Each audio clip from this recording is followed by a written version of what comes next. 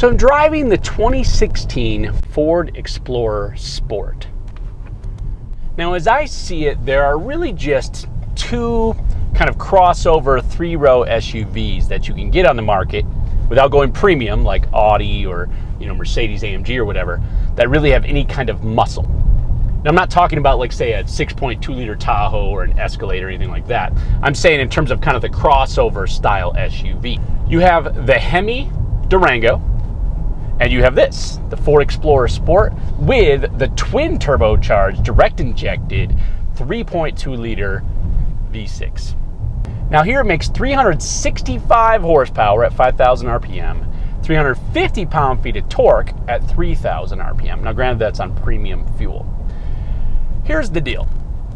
If you want to tow anything and you don't want to jump up into a Navigator, or you don't want to jump into one of those full-size body-on-frame SUVs, you're kind of limited in your options for anything over, say, about 3,500 pounds.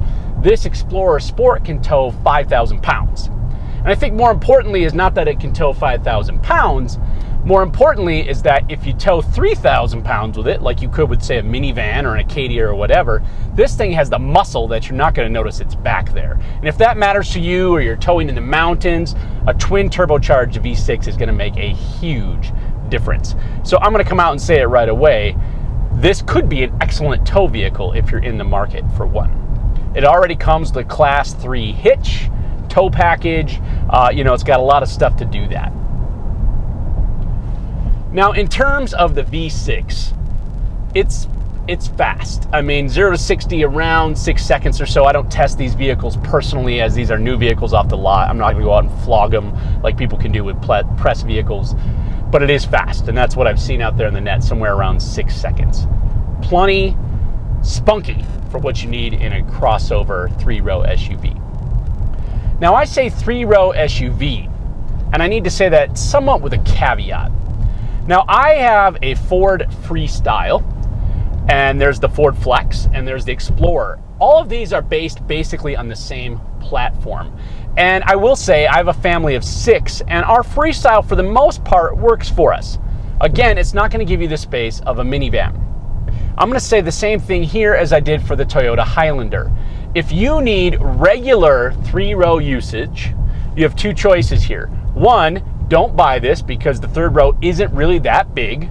Or two, make sure you get the captain's chair, the dual buckets in the second row, as that makes the third row actually usable.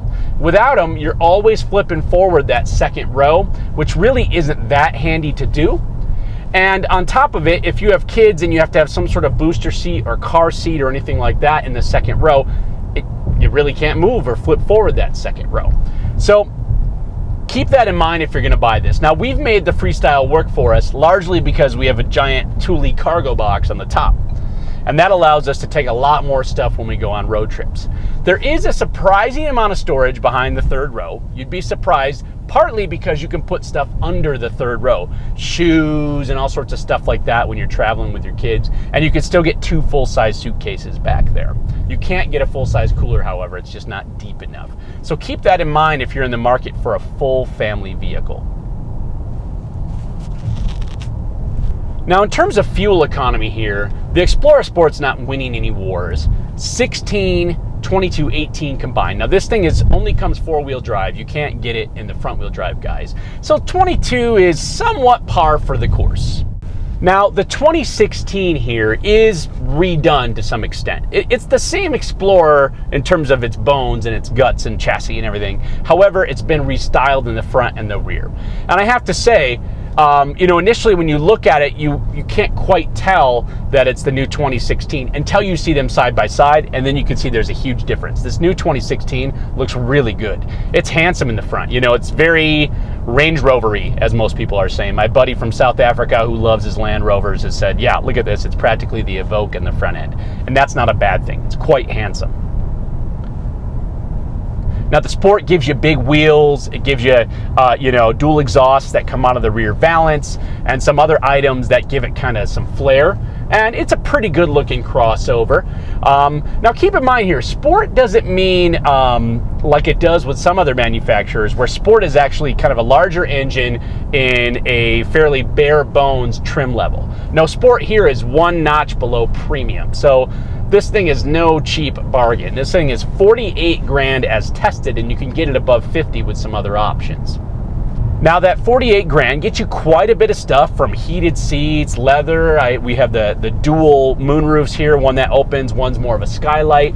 It's got a power third row, which they each fold and flip individually at the touch of a button. Power lift gate. It's got the fancy foot thing where you put your foot under the back and the lift gate will open for you. I didn't have really good luck with that. I don't know if there's a little learning curve. The idea seems totally sound. Love the idea. I just couldn't get it to really work for me. I wanted to show a couple of my friends and highlight it, and I kept on, standing behind the vehicle with my foot dancing around like a ballerina, and it wouldn't open.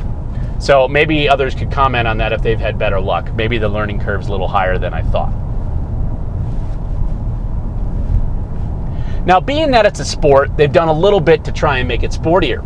Faster steering, a little bit firmer shocks and so forth. And you will know I'm a pretty new section of road here in Gallup, which is a rarity, and it rides quite well here. It's smooth, it's really well controlled, it fits that sport mantra. Now, riding on 20-inch wheels though, you start getting out on unimproved roads or regular roads around here in New Mexico, or pretty much any other part of the country as we've let our infrastructure deteriorate, and you will notice that sporty ride. It does ride a bit rough.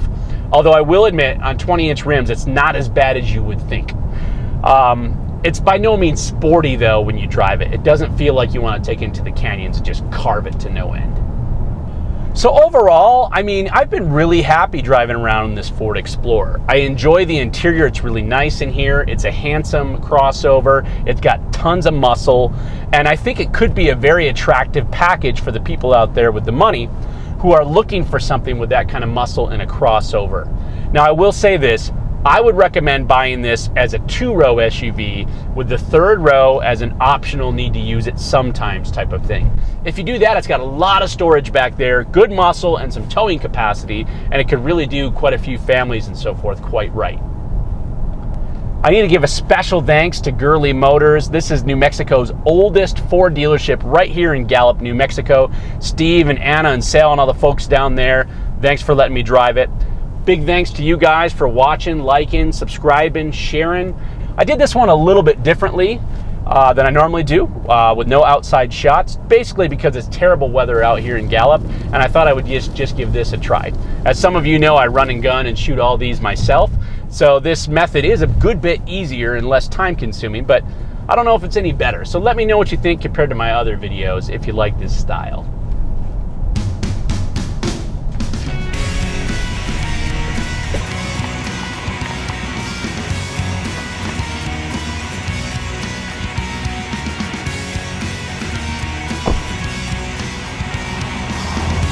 Something funny.